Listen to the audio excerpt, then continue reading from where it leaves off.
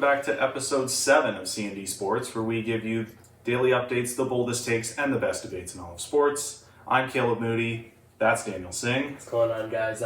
Today we have some knockout predictions in Euro 2020, along with MLB news and updates on the foreign substance issue. Then we have playoff updates and news in the NBA and NHL. Now, Euro 2020, they're going into the knockout stage.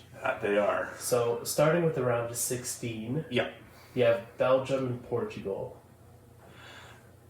I got to go with Belgium on this one. Okay. Portugal's looked, they are the defending European champions, but I get they were in the group of death. They looked a little shaky, especially in their game against Germany, giving up 4 goals. It's a lot of ifs there, and at the end of the day, Belgium's the best team. It's the best ranked team in the world right now. Yeah. Belgium looks very efficient. Guys like Kevin De Bruyne and Romelu Lukaku having great games, and they're going to be in form. It'll be a good game, one of the top 3 games of this first round, but I'm going to go with Belgium.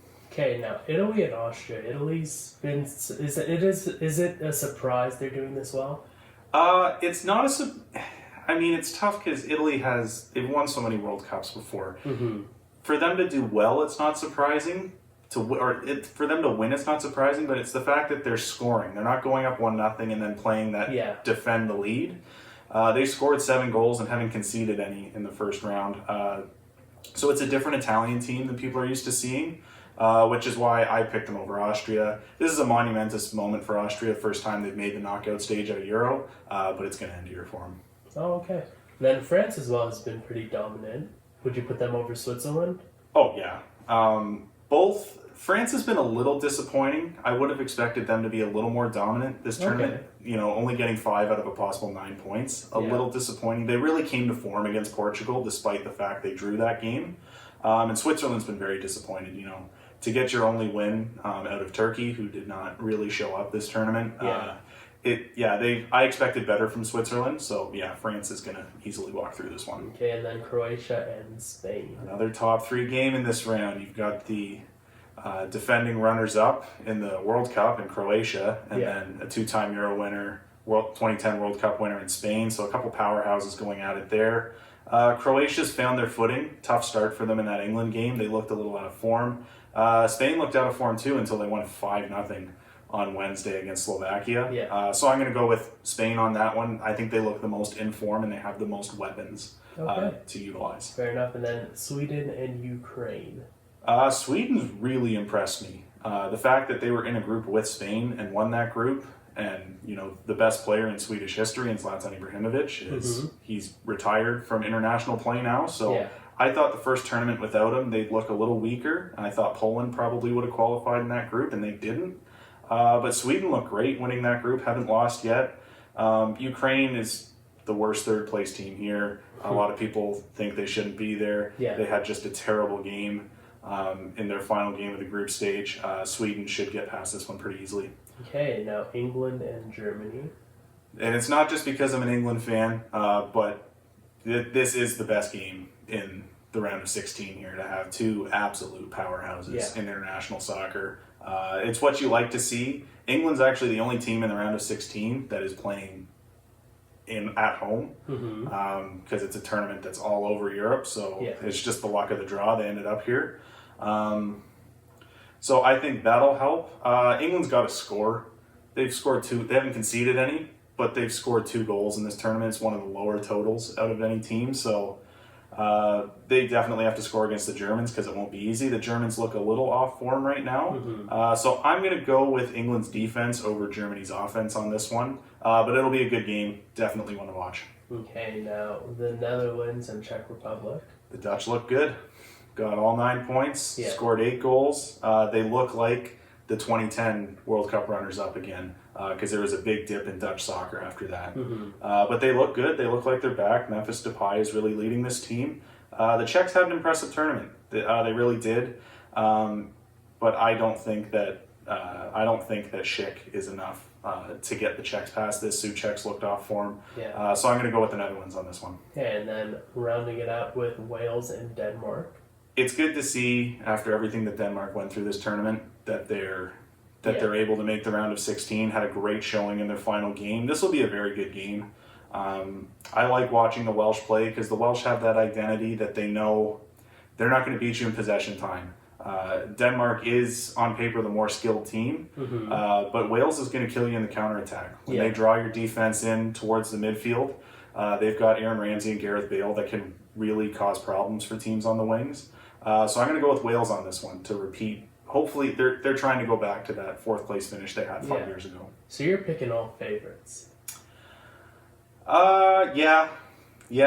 Basically, I think that's how it's going to go. Yeah, fair enough. All right, now moving on to the MLB, there is a lot of frustration surrounding how the MLB is handling the foreign substance issue. Yeah. It's been very strict. Mm-hmm. So let's talk about Max Scherzer. Yeah, Max Scherzer. And Sergio Romo did the same thing and actually took it up a notch for Max Scherzer. Max Scherzer was very frustrated that now the umps aren't following the rules for checking pitchers. You either check starting pitchers before the inning or after the. You can't check them mid-inning. And they wanted to check Max Scherzer mid-inning, and he's been very critical about them instituting this rule midway through the season. Yeah. So dropped the glove, threw the hat on the ground, undid the belt, and just said, "I'm here." So, and Romo did the same thing and actually started pulling his pants down. Yeah. Because pitchers are tired, and I agree with them that it was a little odd that they brought this rule in mid-season, and now I'm starting to really feel for the pitchers in that sense, not necessarily because they can't use substances anymore, but the fact that they didn't wait until the off-season to actually give them a chance to prepare for this. So, these frustrations are going to continue because this isn't going to be the last time you see something like this. For sure. Now, another speculation and what managers can do is use this to interrupt a pitcher's flow, like Joe Girardi's been accused of. Yeah. In that matchup.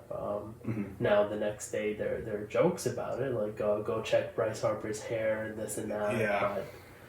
But it can take a lot of time into an already long game. Yeah. So they've got to figure out a way to do this efficiently. And they're on the spot here. You can't really blame the MLB because they're trying to keep the game intact here. So it is what it is. Now, MLB top prospect Wander Franco has been called up. He's here.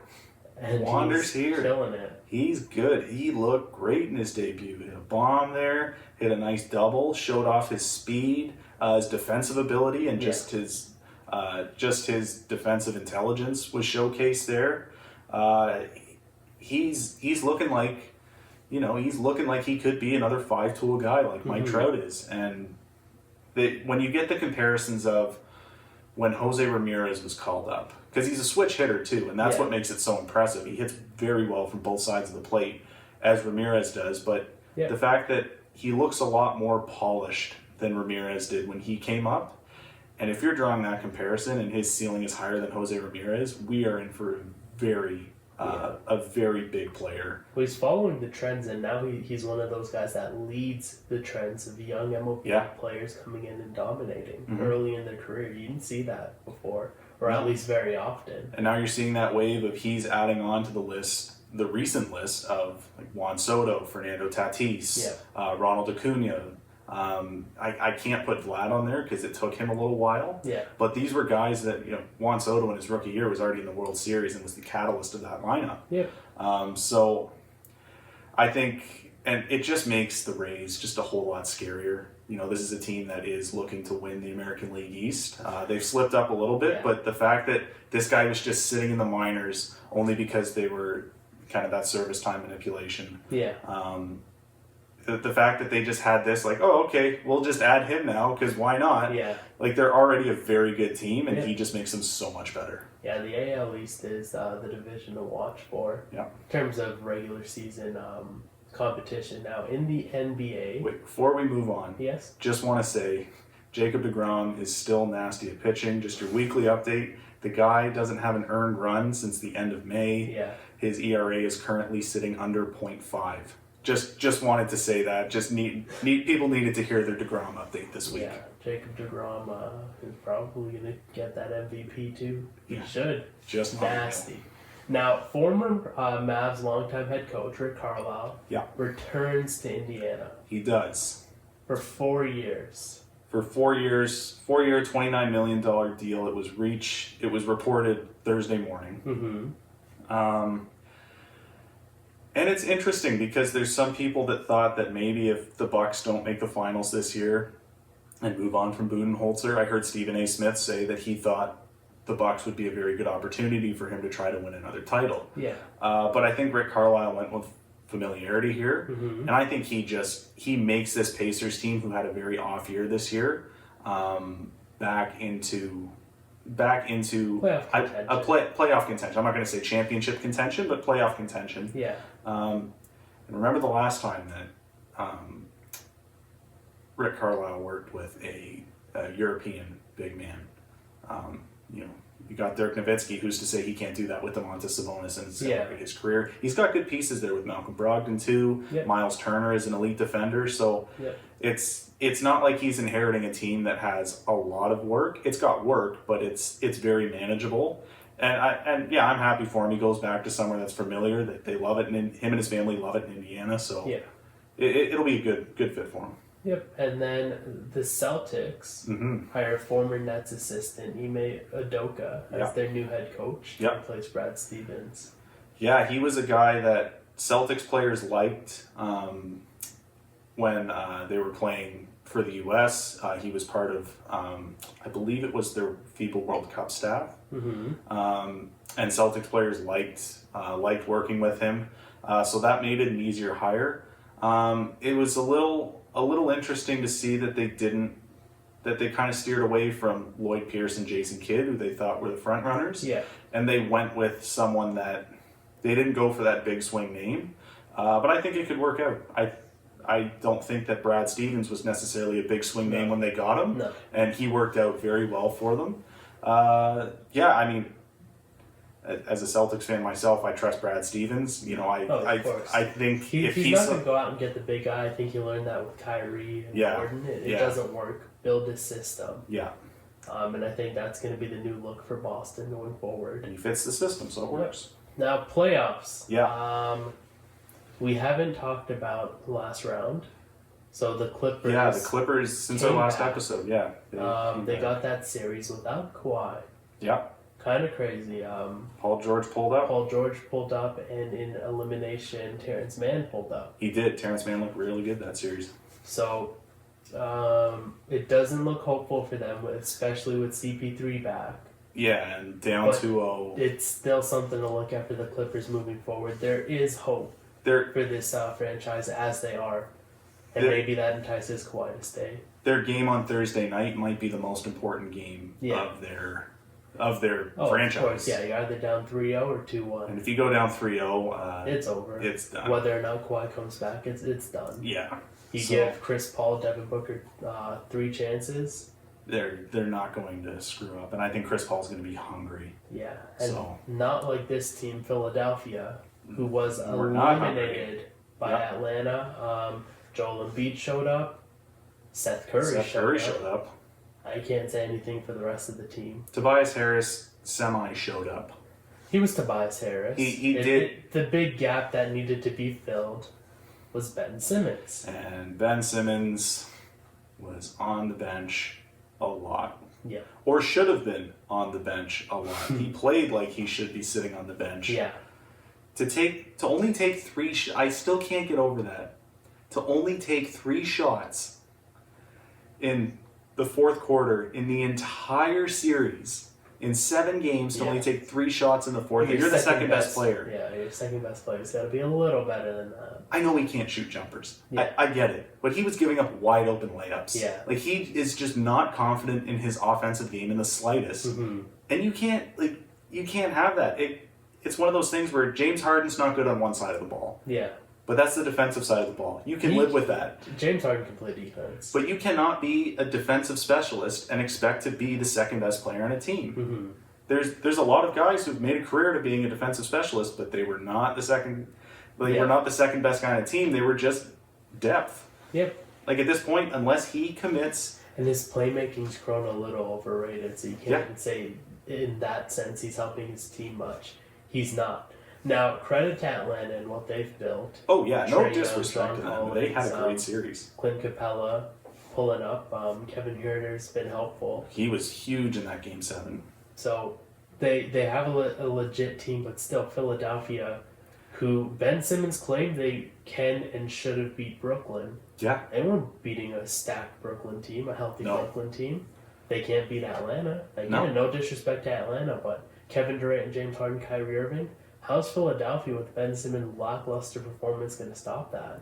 It was, I mean, for anyone to shoot 30% from the free throw line, yeah. At this rate, I'd rather have Shaquille O'Neal or Dwight Howard at the free throw line. And they're terrible at shooting free throws.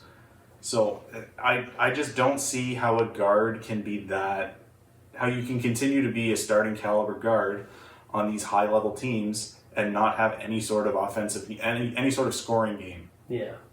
So I don't care that he averages 10 assists a night or he can average 10 rebounds. It doesn't matter. And yeah, it's clear they don't have much faith in him anymore. Like, if you read between the lines, Joel Embiid, Doc Rivers don't believe in this guy. And we'll talk about it in our Build or Rebuild series. I think he's as good as gone. Oh, yeah, for sure. So, moving on to the NHL. Yeah. Seattle Kraken hired Dave Haxtell. They did. Former Philadelphia Flyers coach. Yep.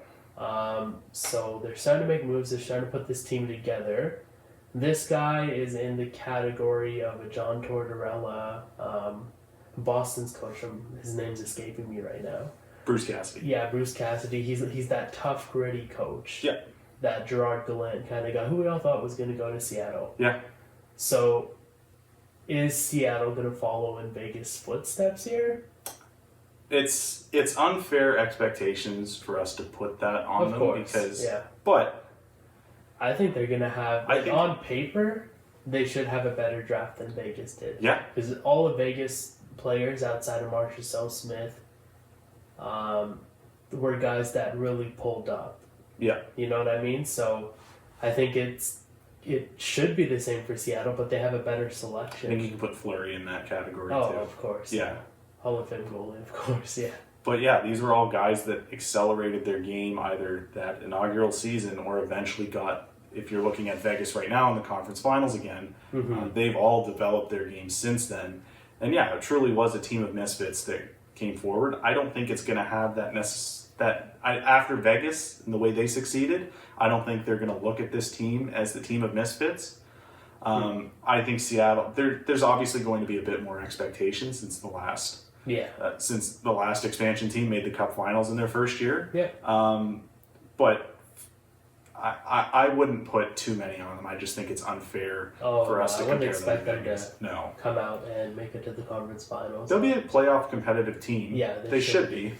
So I don't think they're going to be like Ottawa Senators' inaugural season bad. They paid $650 million to have this organization. Yeah. They're going to get treated well. Seattle's a big market, so it'll be interesting. And next topic is something we're going to cover more in our off-season video. It's going to be out next week sometime. Yeah. Jack Eichel, Buffalo Sabres trade talks are heating up. Yep. Along with that, Oliver Ekman-Larsson trade talks heating up. Now, there's nothing definitive in terms of who are the front runners. I heard earlier today Columbus is out, which isn't surprising because they just don't have the assets. No. But speaking of Columbus, you should probably add Seth Jones to that list too, because he's going to be highly coveted. Yes, Seth Jones, 1 year left. I think no matter what, he's going to test free agency. So wherever he goes, it's going to be a rental situation.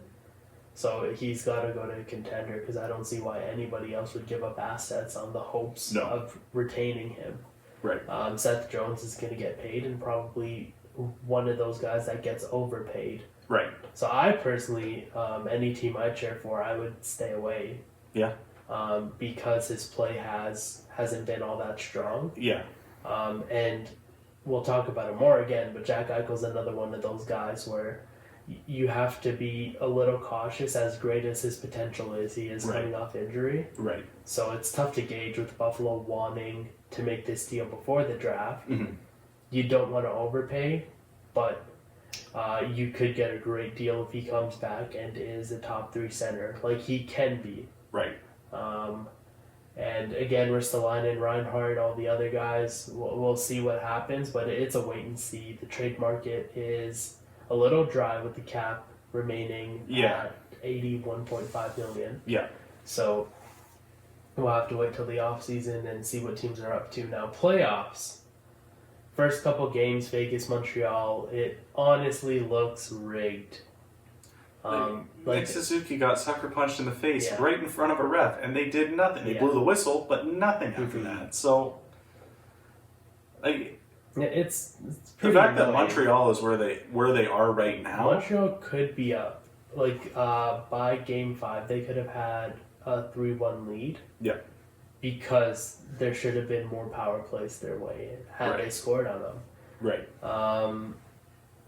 So it's tough to say why it's being handled the way it's handled. Now, last game was a little more fair, so maybe the refs have woken up. But this entire season has been a bad season for reffing. Yeah. And Montreal's feeling the brunt of it. Mm-hmm. But with them being up, we'll figure out tonight whether it's going to Game 7 or Montreal advances, which would be phenomenal. It's I don't see why they shouldn't advance. Mm-hmm. They've looked like the better team. Yeah. So I think they take care of business in 6 games. Yep. Now, whether or not they have the legs to win it, we'll see. Or the legs to win the cup, we'll see. But I think they're perfectly capable of doing it. I think we have to stop looking at them as 4th place in the North and view them as the North Division champions. Yep. Because they're playing like they should be there, despite the fact no one had them there. Yep. Now I will say, and kind of call you out here. You said Montreal was essentially the poor version of Vegas. Yeah. I said they're the skilled version of the Islanders. Yeah. Well, what's it looking like now? I'll eat that one. It's not looking great. Yeah. I expected Vegas to be a little stronger defensively. Even you going in, we both realized they're off a pond hockey series with Colorado. Right. And you're going in to play a very structured team. Right. I think that's where Montreal edges them out. They're Vegas, and no other team is Tampa Bay. No. Where they can play that structure or they can outskill you. Right. Because they have so many assets. And that's what, until Game 6, the Tampa Bay Lightning were doing to the Islanders. Right. I think a big loss for them was Kucherov. Yeah. He may not be back for Game 7. No. And now this series can go either way. Yeah. Without Kucherov, Tampa Bay, they're a lot easier to manage now. Yes, because they were relying on him so much this year. Yeah. We said it earlier, is Tampa Bay can afford a loss, but they need Stamkos and Point to pull up on the forward ends. Yeah. Of the guys, Kucherov was the last one you wanted to lose because he's been so dominant, especially on the power play. They weren't scoring. Yeah. And the Islanders can play more gritty hockey now because their power play is much less of a threat. Right.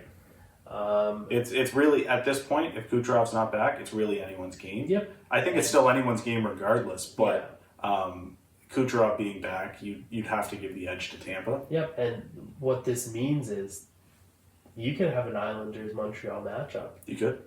You can have Tampa Bay-Montreal, you can have Vegas-Islanders. Yeah. And that's what we said from the start. This is why they play the games. Our picks, well, Vegas is still in for you, but Carolina, Colorado for me, Carolina, Vegas for you. Yeah. You can't predict these things. No. How Crazy things happen. So with that, that'll do it for the episode this week. If you like the video, give it a like down below. Subscribe so you don't miss any of our other uploads. We've got other mini-series too on our channel, so check those out. And yeah, comment down below what you think of our takes this week. And with that, we'll see you next episode. Peace.